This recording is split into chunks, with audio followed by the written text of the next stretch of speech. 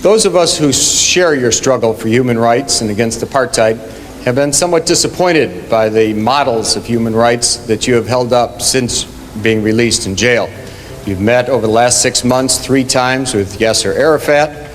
Are these your models of leaders of human rights? And if so, would you want a Gaddafi or an Arafat or a Castro to be a future president of South Africa? One of the mistakes which some political analysts make is to think that their enemies should be our enemies. Welcome to Noble Black News, your premier source for authentic stories, untold truths, and groundbreaking insights into the history, culture, and achievements of Black people worldwide. We are dedicated to shining a light on the voices and narratives often overlooked by mainstream media, celebrating the resilience, triumphs, and contributions of Africans and the global Black community. Join us as we explore compelling stories, from historical milestones to present-day realities that shape the world as we know it. Make sure to watch our latest video for exclusive coverage and powerful perspectives that you won't find anywhere else. Don't forget to like, comment, and subscribe to stay connected with the true stories that matter. Our attitude towards any country is determined by the attitude of that country to our struggle.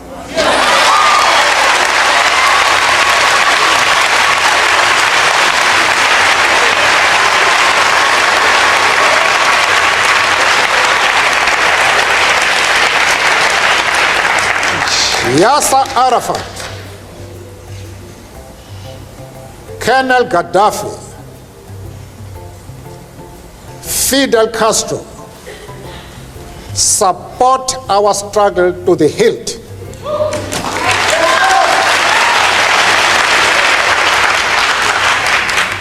They do not support it only in rhetoric. They are placing resources at our disposal for us to win the struggle.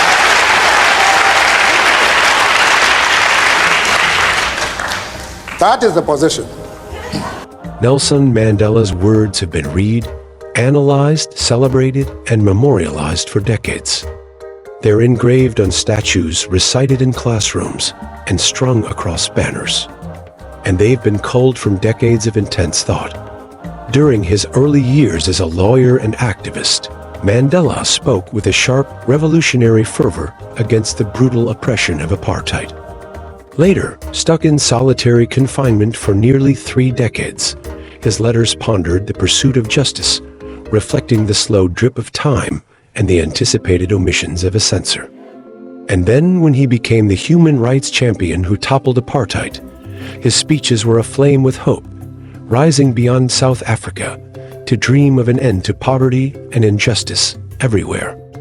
Together with the rest of his body of work and recorded messages, they primarily show a man of unwavering conviction, compelled by the twin ideas of justice and compassion.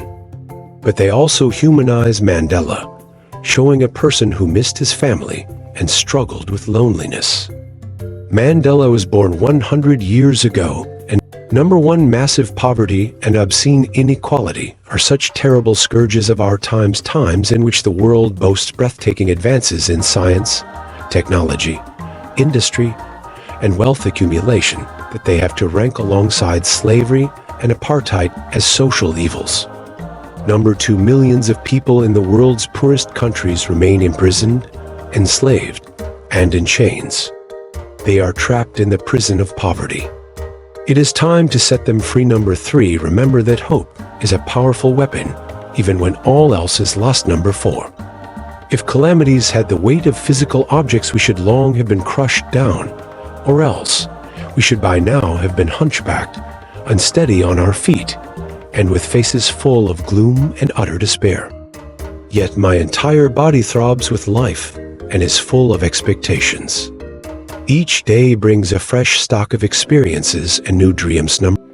Sport has the power to change the world. It has the power to inspire.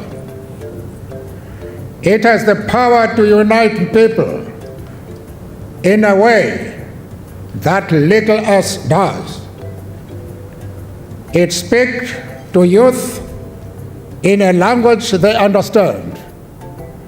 Sport can create hope where once there was only despair. Number 5. It's a good thing to help a friend whenever you can, but individual acts of hospitality are not the answer. Those who want to wipe out poverty from the face of the earth must use other weapons. Weapons other than kindness. Number 6. I am convinced that floods of personal disaster can never drown a determined revolutionary, nor can the cumulus of misery that accompanies tragedy suffocate him.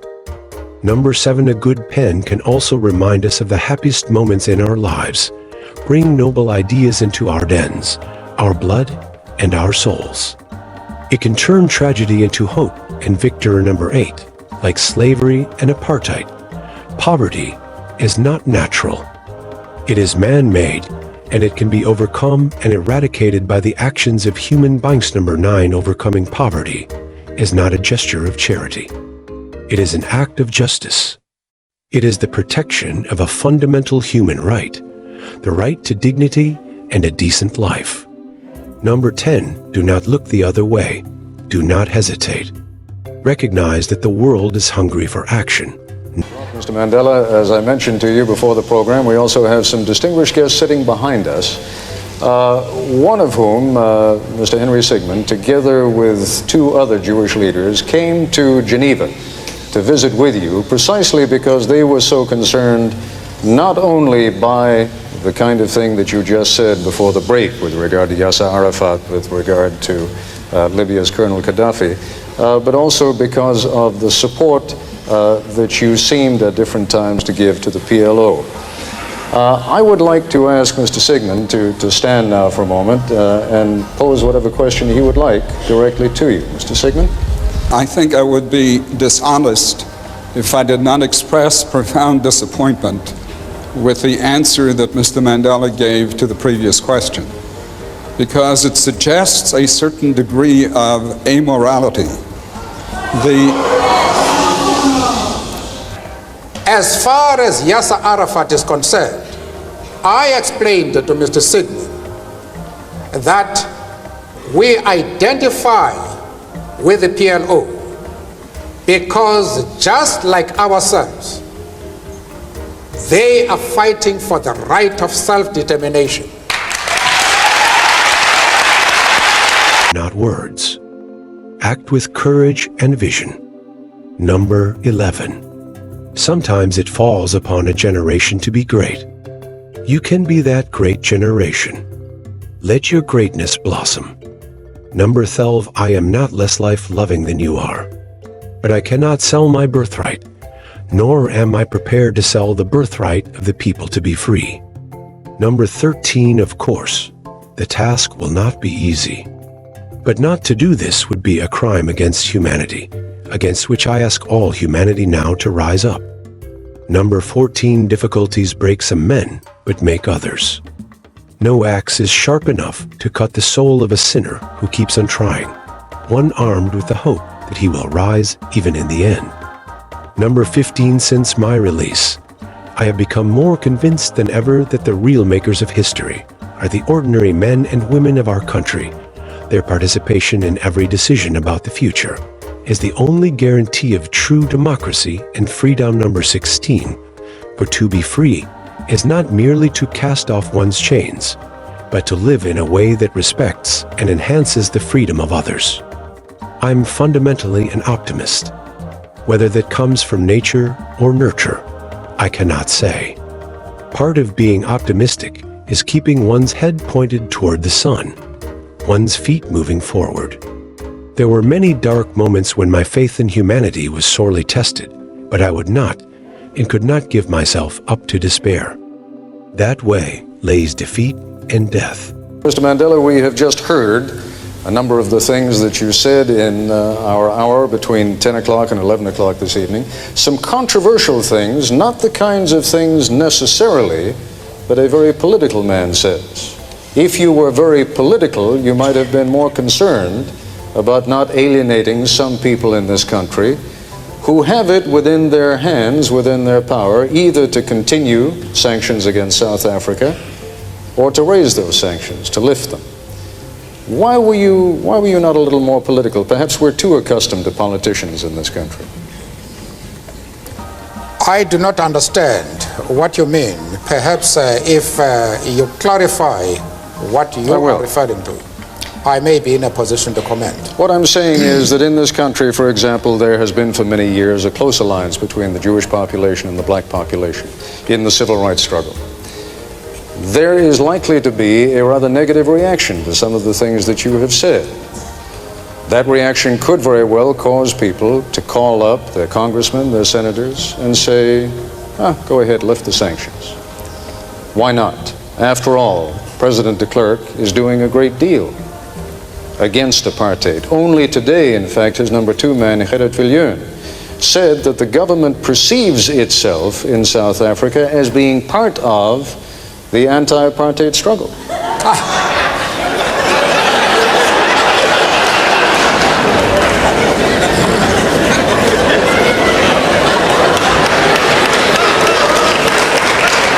As far as the Jewish question to begin with, I have had discussions at my own initiative with prominent Jewish leaders to straighten out this affair.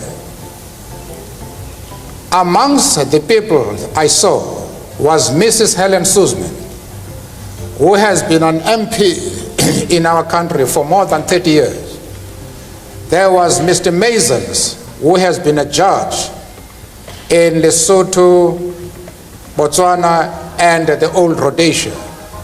There was the chief rabbi of Johannesburg. There was Professor Katz from the University of Witwatersrand, and an eminent community leader in South Africa.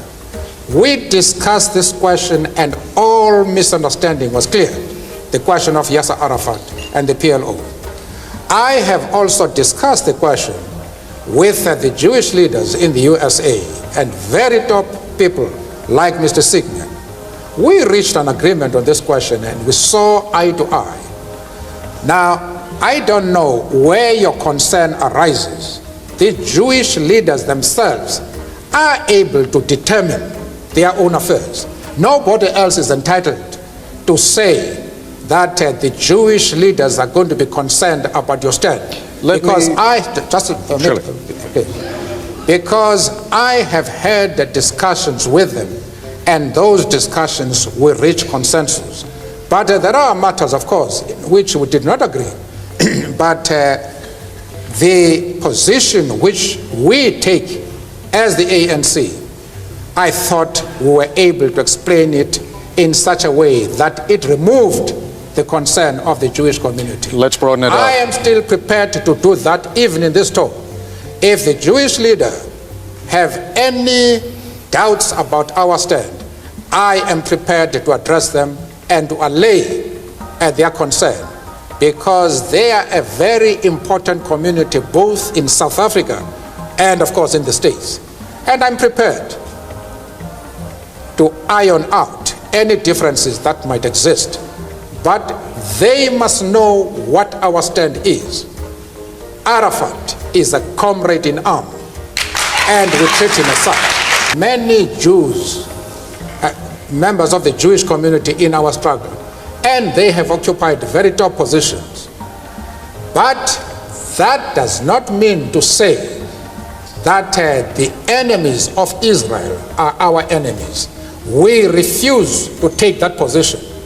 You can call it being political or a moral question, but for anybody who changes his principles depending on whom he is dealing, that is not a man who can lead a nation.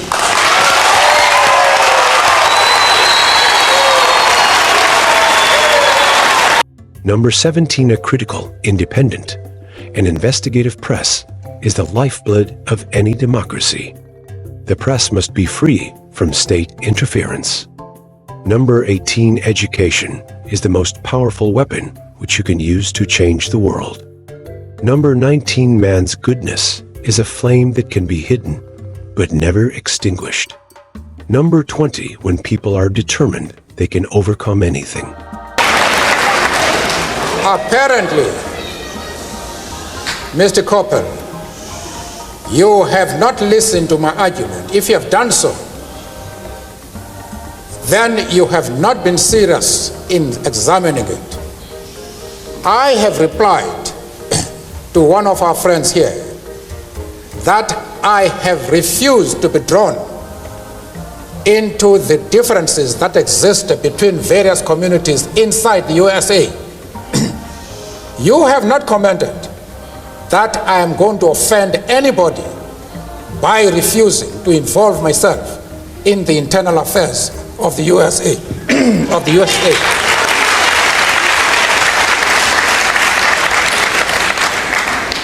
Why are you so keen that I should involve myself in the internal affairs of Cuba and Libya? No.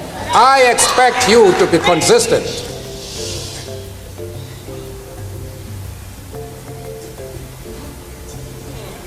I don't know if I have paralyzed you. No.